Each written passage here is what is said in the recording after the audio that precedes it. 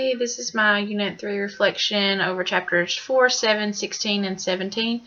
What I've got out of this unit, it's been a lot about diversity, a lot about the field of OT. In chapter 4, it covered current issues and emerging practice areas.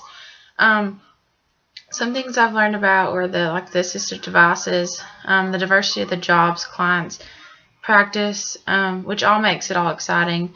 I know that when I went into field work, it was cool to see that how every OT had the same purpose, but they all worked differently. They all had different things about them that made them a good OT, and every client was different. You know, we in my field work setting, we worked with a lot of hips. We worked with a lot of people with macular degeneration in a nursing home facility, but every client had a different story and every client had a different purpose for being there. And in chapter 7, we talked about the OT practitioners, the roles, responsibilities, and relationship. I think that being a good OT is going to come with the knowledge, the training, and it's going to have to come with the research that you have to do in order to be a good OT or an OTA. I know when I first went into my job at the chiropractic office, I really didn't know a lot about chiropractic, but the more I worked there, the more experience I got, and the more I developed those relationships with the faculty and staff there, the more I learned about the whole practice of chiropractic.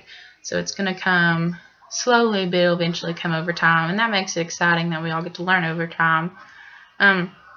And that kind of brings us next to the chapter 16, where we talk about therapeutic relationships, a therapeutic use of self, and the relationships that you have between the OT, the OTA, and the whole therapy department. I think that if you have a good relationship with those people, then the whole therapy department is going to be or do good as a whole. And I think a therapeutic use of self comes with time, just like the roles and responsibilities of being an OT and knowing when and how to handle a certain situation. And chapter 17 covers clinical reasoning, which improves clients' ability to function, engage in education. Just like I've kind of been saying before, this whole unit's kind of gave me a whole grasp and a whole different perspective on the diversity in OT and how to adapt to certain situations, and having a good relationship with your OT and your therapy department is really going to hold you through.